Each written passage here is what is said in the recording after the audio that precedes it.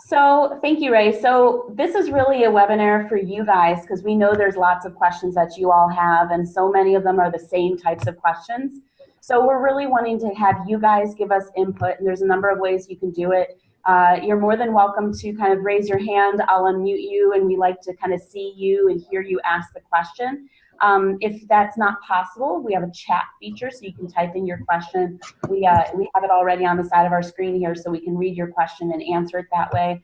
And then there's like a raise hand feature too, where if you can't quite say something now, but you want to let us know you have a question later, we can respond to you that way.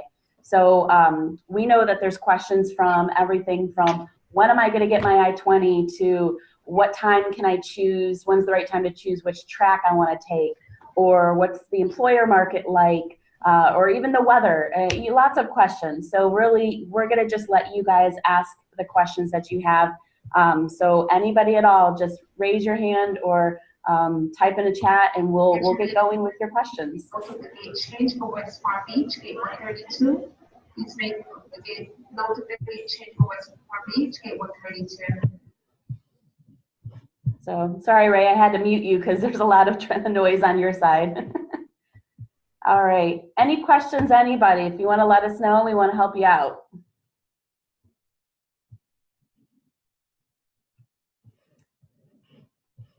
Johnny can, okay, we've got one word.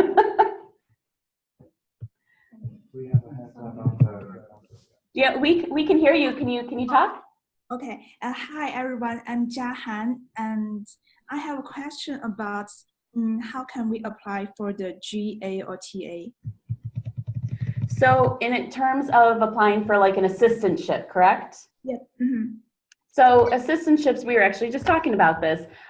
So we do have lots of assistantship opportunities all around campus, not just at Weatherhead, but at all the different schools here. You can be a graduate assistant, a research assistant, or a teaching assistant. They're kind of an independent market. You kind of seek them like a job. You look for them, you see if it's the right position for you, you apply for it, you most likely will have an interview with the person in charge, and then you get paid like an hourly wage for the work that you do. We don't tie them into tuition or anything like that, so there's no risk of your tuition being affected, but this is kind of an independent thing that you can find on your own. So I, for example, I have Ray and Jingson, who are my grad assistants for this program, who I kind of did a process. I interviewed both of them. I interviewed a couple others, and I chose these two to be my grad assistants, and they work for me doing a variety of tasks regarding admission, but that's only 2 positions. So when you're looking for like a teaching assistant or a research assistant, you really kind of have to go to the faculty member. So it helps to kind of research some faculty in advance. Usually you won't find an assistantship right away because the faculty will want to get to know you. And they tend to be reserved more for the second-year students, though it is possible to get an assistantship earlier in your first year. Just be aware that it's going to be a lengthy process to kind of get comfortable with the faculty, learn who they are, what their needs are, and then apply for their positions if they become available. And because assistantships come and go at all certain times, if you don't find one in the first semester, you can probably find one in the second semester. And we actually sometimes hire non-Weatherhead students in our admissions department to help us with some work for admissions because it's non-biased. We don't necessarily sometimes want to hire someone in finance to work on finance applications. You might hire somebody in the physics department, and vice versa. Sometimes you might find a finance student is best to work out in physics department. So it just depends on what the position is, what you want, but there are tons of assistantships all over the place. Just going to be a little bit more of an independent way about finding one of those. Okay. I would just echo in terms as far as for the finance department, most faculty will wait until you get through your first semester classes to see how you've done and those kinds of things. And so you're looking at more in your second semester and beyond, getting access to assistantship positions. Most faculty kind of, at least in the finance department, manage finding their own teaching assistants or research assistants. A lot of times, though, they might come to me asking for recommendations, and so you can always express your interest to me, and I can put your name forward in a list if I think maybe you'd be a good match for that class or that project they're working on. But again, it is probably going to be, at least after your first semester once you've taken your first set of classes and beyond. Yeah, we want to make sure you're comfortable here, that you're getting acclimated, that nothing's overwhelming for you. So it'll take a little bit of time, but we'll definitely. And Mary Beth made a good point. I actually was able to ask her who she recommended for the GA positions that I was looking for, and she recommended a small group of students, and again, I chose these two. So it really pays in good to do well in your studies, because I personally would not hire someone if you weren't doing well in your studies, because I want to make sure you can handle all the tasks of your school life and something else on top of that. So it's just, you have a lot of opportunities. Definitely keep in touch with Mary Beth, but there's more than just her. There's lots of other areas all over that you can join in on. Okay, thank you for information. You're welcome. Anybody else have a question? We got a good start going. All right. Go ahead and answer your question. Hi. Yeah, I'm very concerned about internship opportunities. Like, will the Case Western Reserve will provide us some opportunities, like some networking opportunities, like alumni networking or some other, like these kind of opportunities? We have a lot of networking opportunities. During the first month when you're here, actually, right after orientation, we have an alumni panel. Once you're a part of the school, there's a LinkedIn Weatherhead group with between 5,500 and 6,000 people on it across the US and in China. And we have a lot of alumni back in China and scattered across the US that we can connect you with. There are other general networking opportunities throughout the year. We have a career fair in the fall. The general campus has 2 career fairs over the year, 1 each semester. And then we have various city treks to Cleveland, Chicago, and New York, and we're looking into adding additional ones where we visit employers. So there are a lot of opportunities to meet with employers. We have a lot of info sessions with employers also on campus. Yeah, there's lots of opportunities that we give our students, like he said, to get kind of the skill sets that are necessary to be successful in finding a job or an internship. So it's not just about like giving you, jobs. I always say there's no silver platters, or nothing, you just come so simple, but we do give you a lot of skills and tools that you'll utilize to help you find the job and internship you want. And these are skill sets that will be very relevant, especially if you're new to America. So you'll kind of learn what it's like to kind of go into the job hunting workforce here. And hopefully these skill sets will be very useful for you later in your life as you move on and change positions. And also because I got very limited information about the data of the alumni. So like, can you like introduce some information about alumni, like the job or something like that? So part of the issue with data is a lot of our international students, as well as most schools across the country that have a lot of international students, their graduates don't report their data. Often they graduate and they leave and they don't tell us. And when we try to get in touch with them, they don't contact us. And this is an issue across the country. I sit on a national committee that is focused on increasing data so prospective students can compare schools. And across the country, unless it's a very small program of 20 or 30 students, most schools don't have very good data. I estimate from some of the government statistics that somewhere between maybe 10, 15% of international graduates are able to stay in the US. I think we're in that range, maybe 10 to 20% of those international graduates who want to stay are able to stay. There was a recent study a couple of years ago that indicated, and it didn't break out graduate students only, it was undergraduates and graduate students. And it indicated that 82.23% of international graduates went home after graduation. So it's a very small percentage as a whole that stay in the US. As far as eligibility after graduation, you have anywhere from 1 year for your corporate financial analytics to 3 years for risk management analytics and financial big data analytics to stay in the US. There are about 1 million plus international students in the US. And as far as an annual basis, about 135,000 plus are awarded optional practical training who apply. So, and that's undergrad and graduate students who graduate from the US schools across the country. So why don't you share with them a little bit about some of the companies and positions that the students who do find a job end up going to? Some of the positions have been tended to be more quantitative.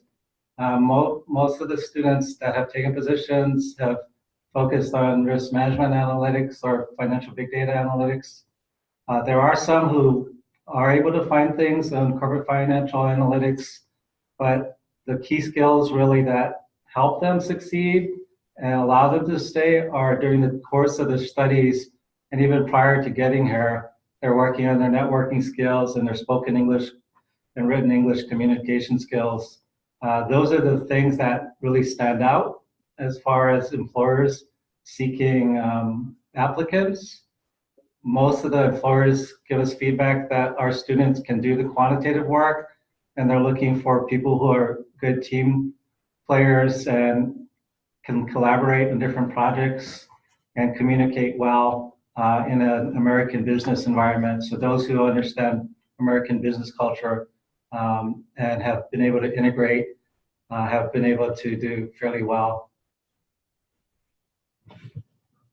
Okay. And one more question. Okay. If I choose the 2-year program and I finish the total credits within the 1.5 years, can I use another half year to do the internship? They're asking, Mary Beth, this might be a good question for you. If they finish the 39 credit hours within 1.5 years, can they still be here for that extra half of the year to do an internship? Well, they would have OPT.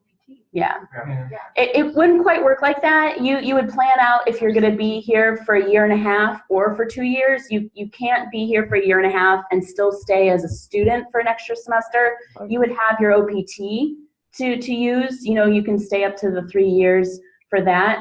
But no, you couldn't necessarily stay an extra semester as a student without taking classes. So this is where when you get here, you would work with Mary Beth within your first semester and plan out what the next 1 to 1.5 or 2 years would look like, and you kind of lock in your decision if you want to stay for 1.5 or 2 years. I will say, initially during orientation, we have you all indicate the track you want to pursue and also your timeline, so the 2, 3, or 4 semesters. But we realized that maybe once you get into classes and that you've been here for a few months, that might change. So later in the fall semester, when we're getting ready for spring, that'll be your opportunity. If you want to update that information, like your track or how long you're going to be here, you can do that. And then after that, we're not going to change it because that impacts your classes and those kinds of things. So just know that when you first come, we'll ask you for that information, but you absolutely have time to change that. And we can always meet and talk about those kinds of things too, what best kind of fits your career and academic goals.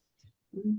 And this is a good transition into the question that Dongyang asked about. Could you please tell us something about the big data track, what occupation can be taken after this track? Ray, I'm going to unmute you so you can kind of share a little bit, since you're the student here who is currently taking this specific track. Can you share a little bit about this big data track? Sure. This track, comparing to the risk management track, is more about programming. The softwares you may learn in the future are Python, SAS, and R. The professors will ask students how they're good at the programming, and they may make adjustment to the contents of the courses to meet the most people's need. So you don't need to worry about whether if you do not have the basic knowledge or the basic skills of the programming.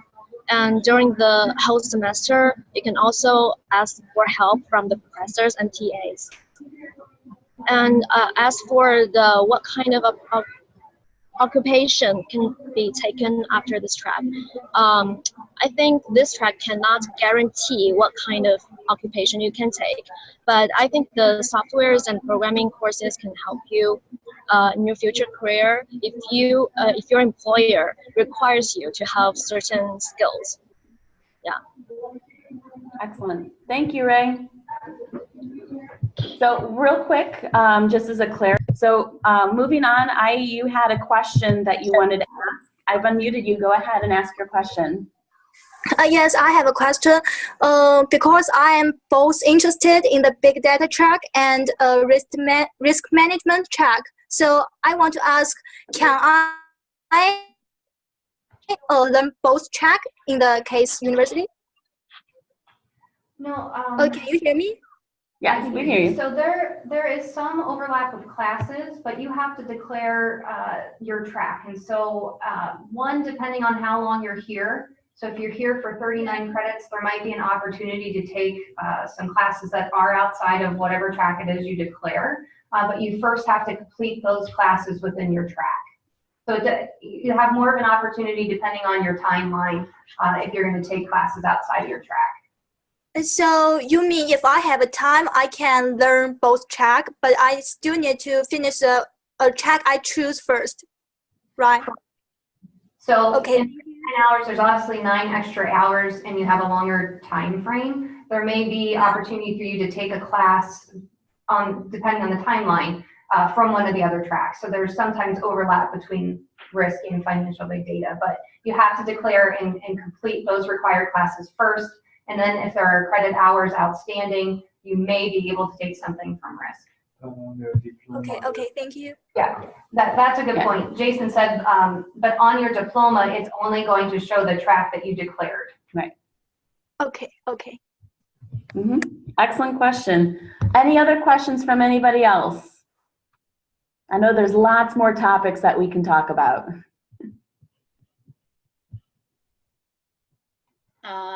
I would like to ask a question. Go for it. I got an email telling me about the financial fellowship program, but I want to know more about it. Is that okay?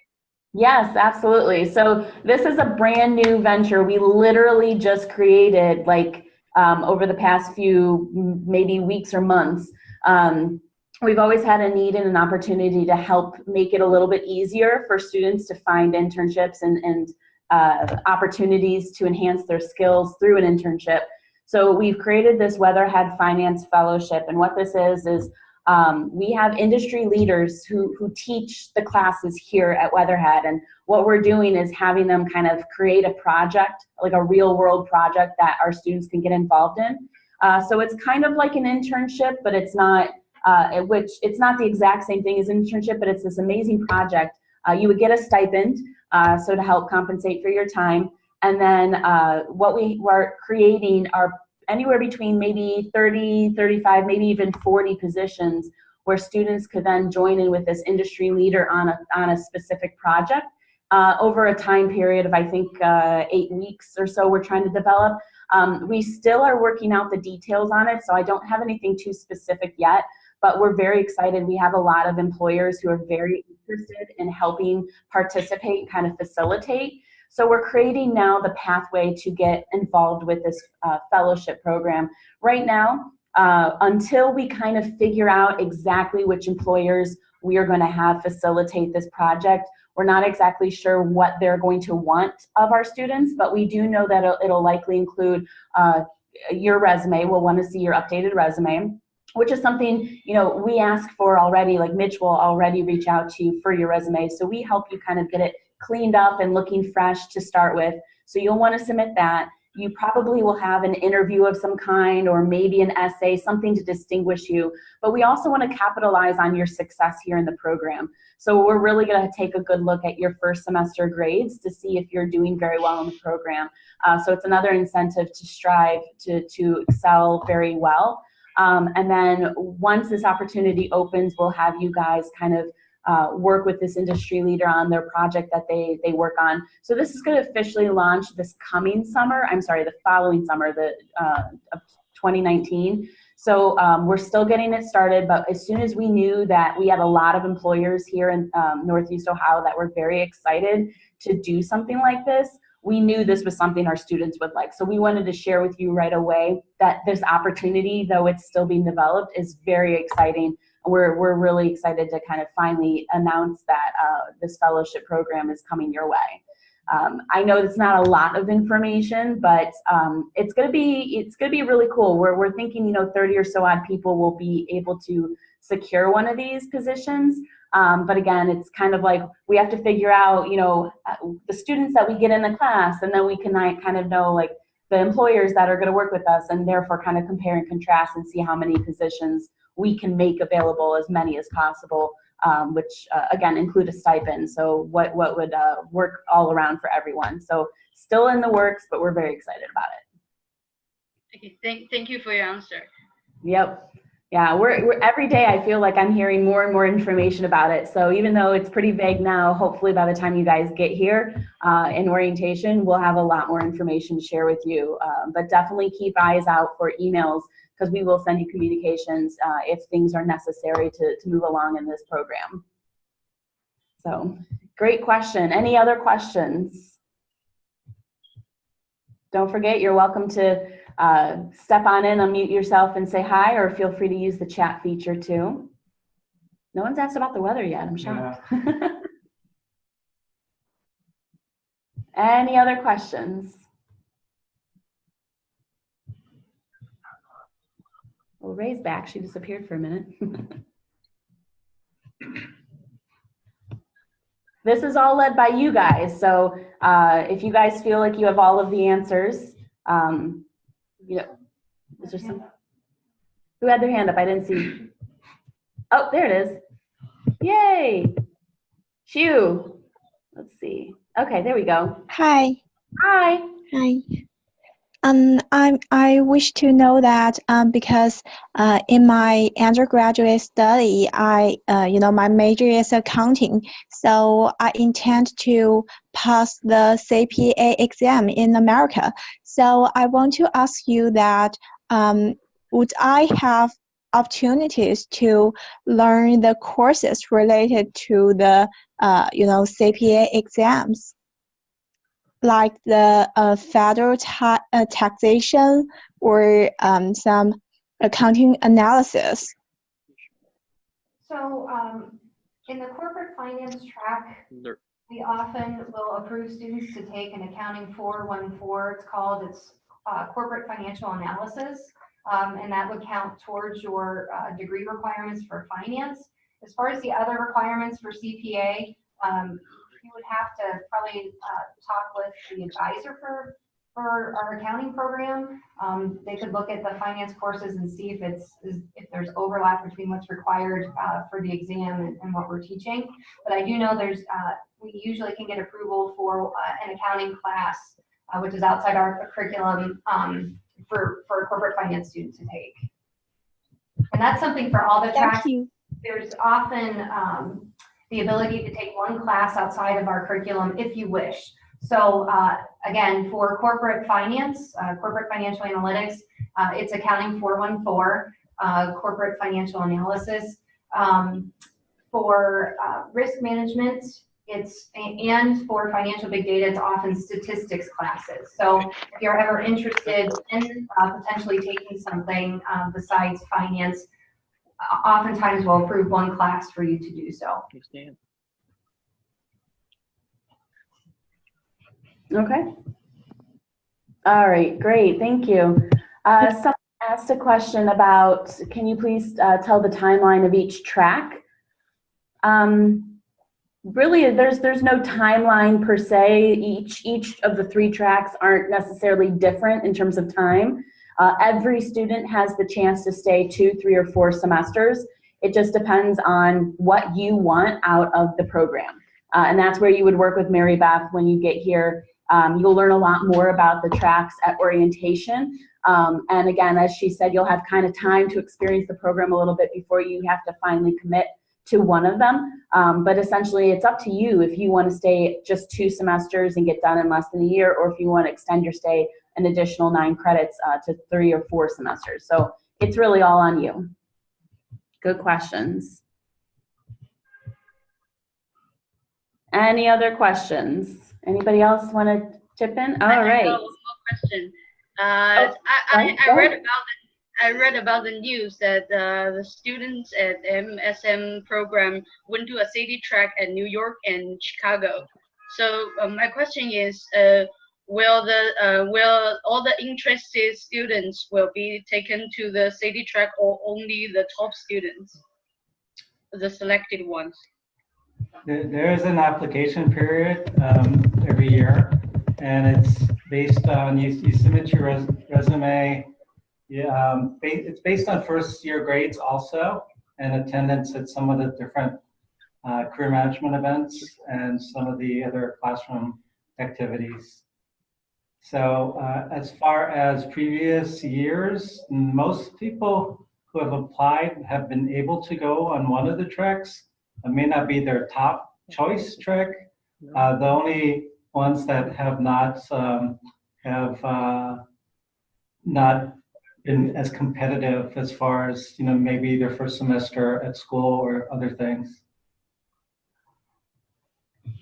Okay, so can any of you can tell me about the life living at CYRU or CWRU?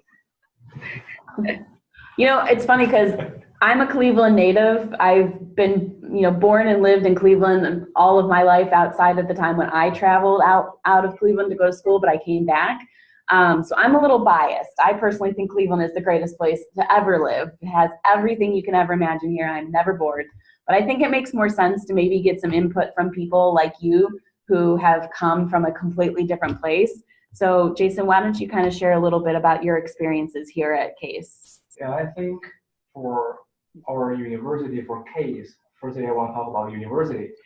People always say Case Western Reserve is famous for the very high-level academic performance. That's true, but we also have our college students' life.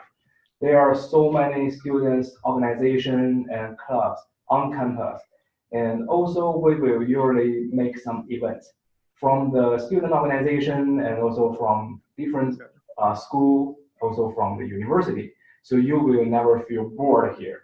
Moreover, there is a Service Hall just on campus. This is a very famous place. You can buy a very cheap ticket and enjoy the world-class concert.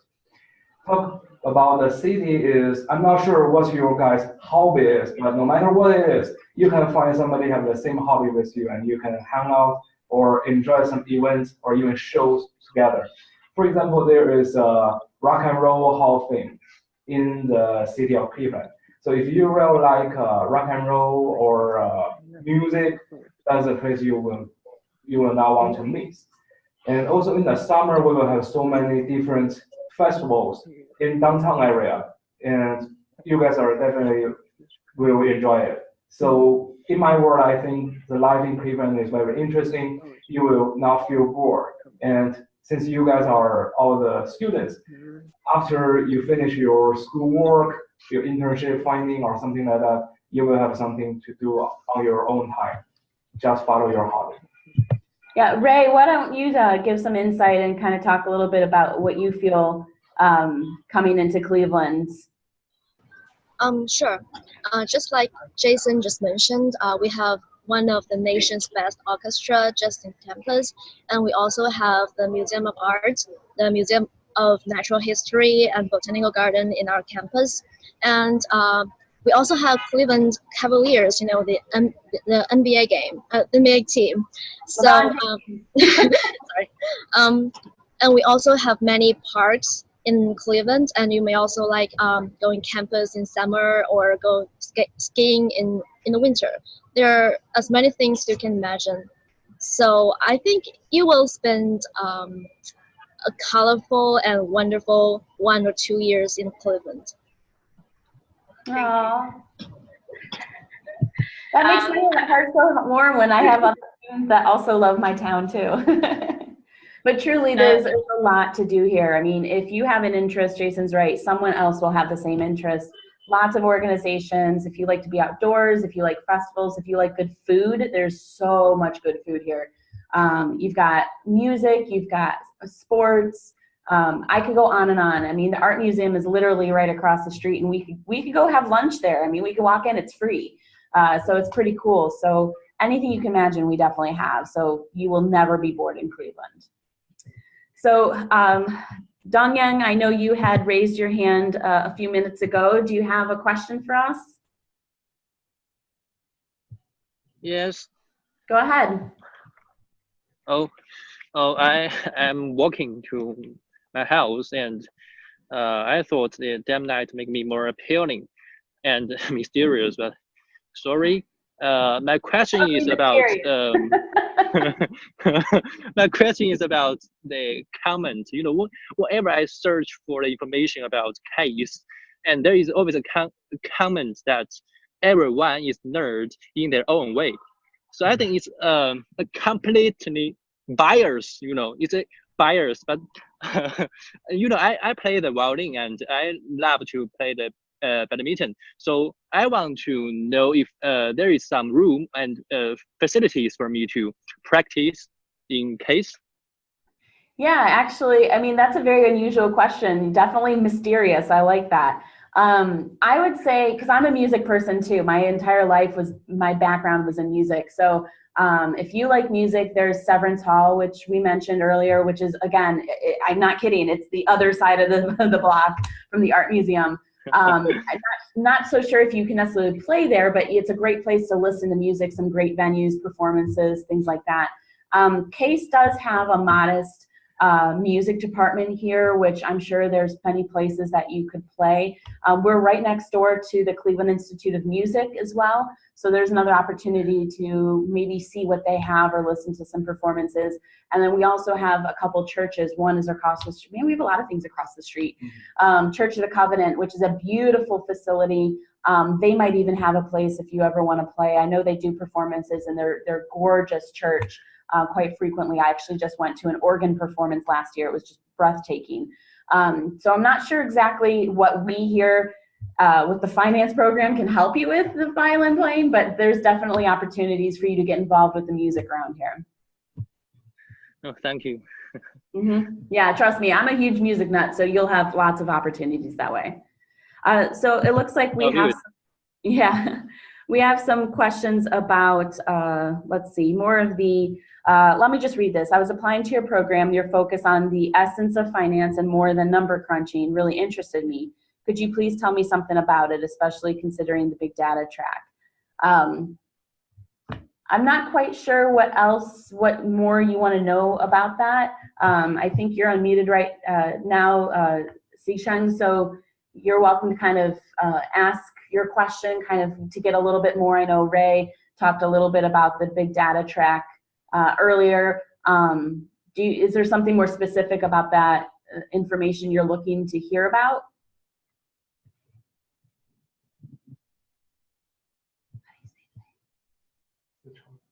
Sichong, can you hear me? Oh, you know, it might be frozen. Okay. Okay. Well, that's okay. We'll try to come back to you. I think though maybe it goes to maybe what Mitch was saying about employers wanting more than just students crunching numbers, to be able to communicate well, students who are, I guess, well-rounded, and so being involved in clubs and events and those kinds of things. And so maybe that's perhaps what it was getting at. Possibly. Yeah, we find that students are very excited to learn the content of finance, but sometimes we forget about these soft skills that really make us truly admirable to employers. So we do teach you a lot of the things to be successful and how to conduct yourself with other students, how to, you know, convey your message, how to speak the language of finance and make it meaningful to everyone around you, as well as the skill sets to, you know, prepare for an interview and things like that. So it goes just beyond just simply sitting at a computer all day crunching numbers. We get you to be more personable and outward to help kind of build yourself up a little bit as a very desired employee. So yeah, we go beyond just that. I think that might be a good way to say it. I think it's a good interpretation of the question. Let's see. Besides our program, I will have the opportunity to choose some electives about the CPA-related courses. So again, there's just, if you're in the corporate financial analytics class, you have the potential of taking one accounting class, which is outside of our finance curriculum. So there's not a bunch of accounting electives you can take because this is a master's in finance. So to your question, there's one potential class you could take, which is the accounting 414 class. And you could certainly talk with the folks up in the accounting department to see if any of our corporate classes have any of the overlap with CPA content, but that there is one accounting class you might be able to take, but there's not more than one accounting class, just one. Awesome, thank you. And Ray, thank you so much for joining us. We appreciate it. We know you're darting off to travel out to Las Vegas, right? Yeah. Have a good time. Everyone, you can see her emails provided in the chat screen. She's more than happy to talk to you if you have any questions. We'll still keep going. Thanks, Ray. Have a safe flight. We'll see you when you get back here. Thank you. Bye. Yep. So anybody else have any questions for any of us about the program? Let's see. Jingru or Jingray? Yeah. Go ahead. Oh. Well. Go ahead with your question. We can hear you. Oh, thank you. I found that many students just interested in the big data check, so I really want to know how many students will be enrolled into each check. It kind of depends. That's usually our most popular track. I would say maybe 50 students to 60 students may be enrolled. Again, it depends. So 2 years ago, there were more students in the risk management track. Now we have more students in the financial big data analytics track. It really just depends once you get here and how the students decide. So it changes from year to year, honestly. Right. You might find this year not many people have an interest, and then you might find this year everyone has an interest. So we won't know until you know too. Yes, thank you so much. And maybe another question. Yeah. I think that we have a lot of courses related to the CFA, and I wonder if there's some maybe scholarship or something that for the students who pass the CFA exam. So we are a university affiliated program, and so because of that, we're awarded several scholarships to give to students.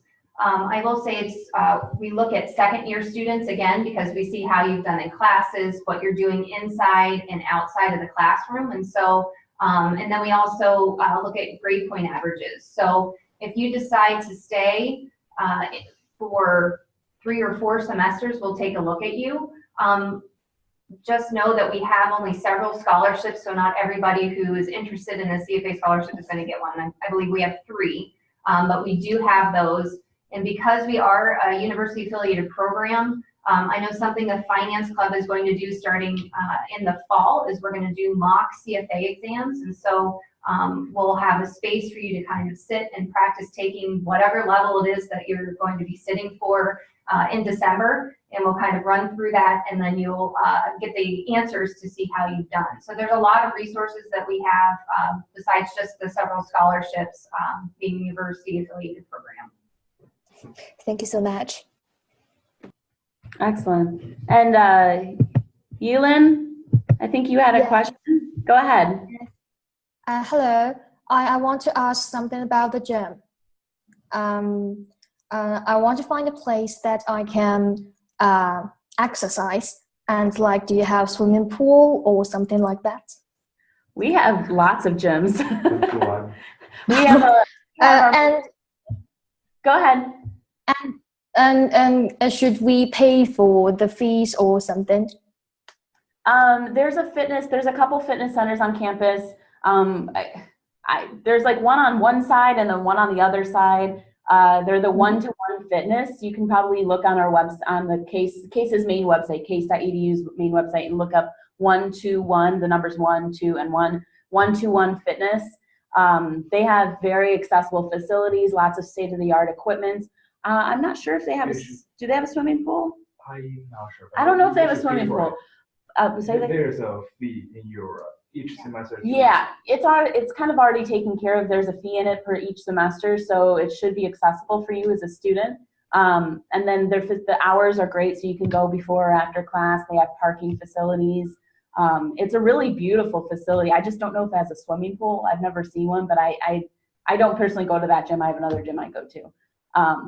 But yeah, we have lots of facilities actually around here. Okay, thank you. If you're not interested one-to-one, as Jason was saying, it's automatically kind of put into your tuition fees. If you're not interested in one-to-one, you can waive those fees too. So if you are interested, there's something that you need to do. If you're not interested, when we come to orientation, I'll show you the step-by-step process to waive out of one-to-one. So if you're interested, there's nothing you need to do. It's there for you. Yeah, but it's a great facility, so it's all, it's kind of technically already included for you to take advantage of. Yeah. Okay, thank you. Yeah, and the nice thing is too is we have a couple parks that Ray mentioned. We have 2 of them that are within a very quick 5-minute walk from our building. That even in the summertime, we have a little lagoon, a little lake, and I'll just do a quick lap around it, once or twice, and that'll take me some time. That'll take me, my lunch break, and it's just nice and refreshing to get out. So sometimes you don't even want to go into a gym; you just want to walk outside and look at some beautiful parks, and we have them right here too. Okay, thank you so much. Yep, excellent questions. You guys have some really good questions. I'm excited. We've covered a lot of topics, but I always know there's more questions, so please keep asking them as you want. Anybody else? Okay, let me unmute you. Oops. Oh, hi. All right, Giahani, go ahead. Hi, how many credits is the finance fellowship program? How many credits? Yep. So the program in itself is 30 credit hours. And you can stay longer if you want to take an elective track, and that's an additional 9 credit hours. So you basically have a choice between 30 or 39 credit hours. Okay, so I mean the fellowship. Yeah. Fellowship. Sorry, it is hard to hear her. She asked for the fellowship. Is the fellowship contains any credits or not? The fellowship, to get into the fellowship, there's no minimum credit requirement, at least not that I can predict. We're just going to have you do your first semester, which basically is your core semester. All of the classes you'll be taking are all required core classes anyway, and you kind of come in together as one group to take these classes, so you all have the same equal chance to be evaluated on the same classes. So that's probably the most that we'll ask of you, is just that first semester, which it's not necessarily by credit that we're looking at. It would just be the grades from those classes that you take. Okay. Okay. Okay, thank you. Yep, you're welcome. Any other questions? Oh, I see it. Go ahead, Dongying. Our mysterious friend. Go ahead if you have your question. Yep. Can you hear me? Oh, yeah. I want to know about something about the big data track. Is there any opportunity for the students to work with professors, like data processing, like do some researches like that? Yes. Typically in the summer, these past 2 summers, I've had faculty that need research assistance. They're working on big projects. And so I don't know yet for the following summer, but yes, there have been, and it's specifically been in financial big data, there have been some projects for students to work on over the summer with faculty. So it's just another opportunity to get involved and get some experience too. That's splendid. Excellent. Thanks for your replying. Yeah. Yep, you're welcome. What other questions? Let's see, we are got about 10 minutes left or so, so we just want to make sure we make the best of it. Don't forget, if your camera's not on, you're still welcome to use the chat feature on the side. Okay, so about student clubs, I know Jason, you have a club. He has a card club, which is new, that you just started last year. Can you tell him a little bit more about how they can find more information about clubs? For the students' organization or student clubs, we are using a website named as orgsync, spelled as orgsync.com. Right now, I'm not sure if you have access to log in or not because it's asked for you to use your case network ID and your password to log in. Once you log in this website, you can just simply to search whatever you want. If you, for example, if you love cars, you use the keyword as car, you will find my club. But if you are not sure or you just want to see all the clubs, you can go to either the USG or GSC. These two are for the undergraduate students, and also another one is for the graduate students. All the school clubs are registered under these two departments. You can go there, and they will have an entire breakdown for the club.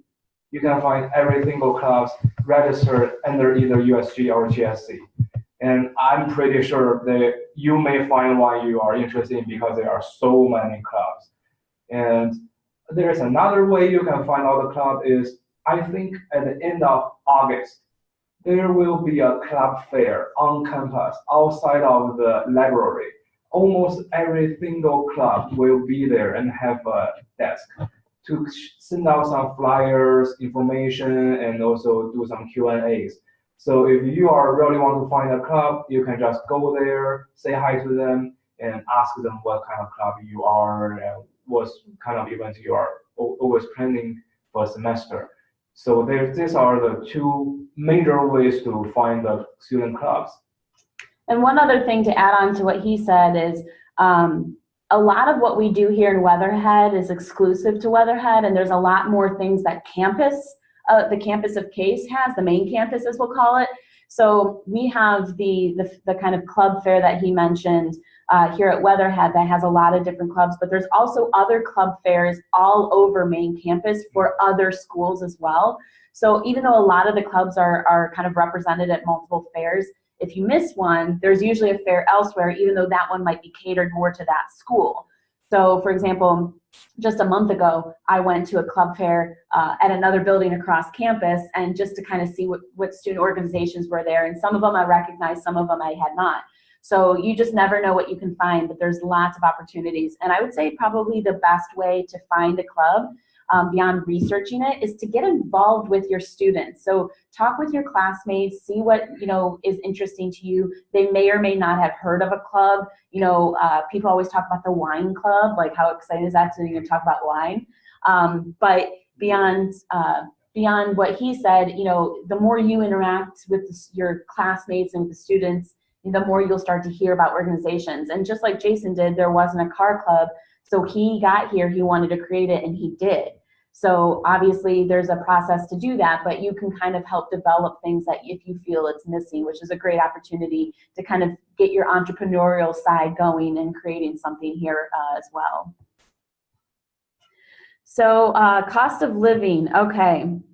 This is an excellent question. So Case Western Reserve University, though it's primarily made up of graduate students versus undergraduate students, we don't have like dormitories for graduates. There are some on-campus apartments, but truth be told, it's probably not the best place to go. We are in what's called University Circle. So we are kind of like this hub, and there's neighborhoods all over us. There's two common or close neighborhoods. One is Little Italy and one is Coventry. And there's many, many more neighborhoods beyond that, but those are the shortest walking distance that you could probably, it's probably less than a 5-minute car ride or maybe a 10-20-minute walk. So lots of great neighborhoods. If you haven't already, and I don't think any of you have, but eventually you'll start to get information about housing opportunities, and there's this amazing guide that gives you color-coded graphs and charts to show you what neighborhoods, where they are, which ones are kind of rated better than others, which housing units to choose from. Most students will choose to live off campus in one of these neighborhoods because you have more flexibility as to the size of the house that you can rent or the apartment, and if it's furnished or unfurnished. It's a great way to kind of get, these things that we're doing, these webinars and seeing faces and chatting through WeChat and getting connected will help you kind of maybe find a roommate to help you split the costs, but it's very affordable to live here. I myself live individually, and I can easily afford to live here, and I have always been able to afford to live in an apartment by myself. You can probably find something super, super cheap if you had to, but most average home rentals will be between $600 to $800 for a one-bedroom, maybe $700 to $900 or $1,000 for a two-bedroom. The higher up you go, the better location, the better, the quality you would get, but it's very easy to live in a safe neighborhood for a very good budget. And if you get a roommate, just think about it. If you split, a $900 bedroom, two-bedroom place with someone else, that's only $450 you pay. So it's extremely affordable. And so you'll be getting more information as you progress through the process here, making deposits, going through the onboarding materials, signing up for orientation, all the next stages. There's always next step, next step, next step. Throughout that process, you'll start to get information about housing, so you can start looking at possible arrangements and things like that. But it's extremely affordable. Jason, do you want to add anything to the affordability here? Yeah. For the price, people usually want to know the average price. Average price is just like Meredith said, around 600 to 800. But there is a huge range. I say the lowest I have ever heard is 300, but the high end is $2,000 per month. So it all depends on what kind of either apartment or house you are looking for, and also which area you want to live. If you have a car, or if you are willing to take the bus and safe ride every day, you may be able to work a little bit far away from the campus. But if you really want to just living on campus, you can just find some apartments super close, but these apartments are pretty expensive. Two examples, one is Uptown, another one is Triangle. They are a little bit expensive compared to other apartments. And another thing I want to let you remember is most of the apartments, they are unfurnished, which means you need to buy the furniture by yourself. So where to buy it? You can buy the used one from graduate students, or you can buy the new one if you want. Another way is you can rent furniture. There are many different companies provide you many different packages. And if you are a student, you may have a student discount for the rental company. So that's my advice. Yeah, we're going to help you more and more with this question. I know there's a lot more to share with you about it, and we're kind of at the end of our hour. But be assured that there are plenty of accommodations for all students, international and domestic. Because we're in kind of a college area, it's very expectant that there will be a lot of rentals and a lot of opportunities to live here. So it should be very easy for you to find accommodations. And you also want to make sure that even though orientation, you'll be here usually 2 weeks before the start of class, you'll probably actually want to plan to be here an additional 1 to 2 weeks before orientation to give yourself time to actually get accommodated to the Cleveland neighborhood, to find an apartment if you hadn't already, and take care of the extra things that you need to do, plus recover from jet lag. So you'll want to prepare for that as well. So guys, I want to thank you. We're kind of at the end of our hour here. I know we have a minute or two, but clerically, I just want to say, thank you so much for joining us. I know you guys have lots more questions. Mary Beth and Mitch will be more than happy to help talk to you about the program or job opportunities. You guys are both in the WeChat group, right? So you can reach out to them in WeChat. Me, on the other hand, I'm not in WeChat, but I am accessible through email, so feel free to email me. And Ray, who joined us earlier, and Jason can definitely continue to speak with you about your opportunities here. So I am also recording this conversation with everyone. So if you are interested in a video, it'll take some time for us to upload it and get the subtitles on here, but we will definitely send you a copy if interested. Just send me an email. I'll see what I can do to get you one. So thank you now for joining us. And we sincerely hope that we've answered enough questions. You feel comfortable coming to Cleveland. I personally think it's a great place to study and live, and I hope you guys will too. And I'm sure when you get here, you'll feel that you're just as home as we are. Thank you guys for joining. Have a great day. See you in August. Thank you.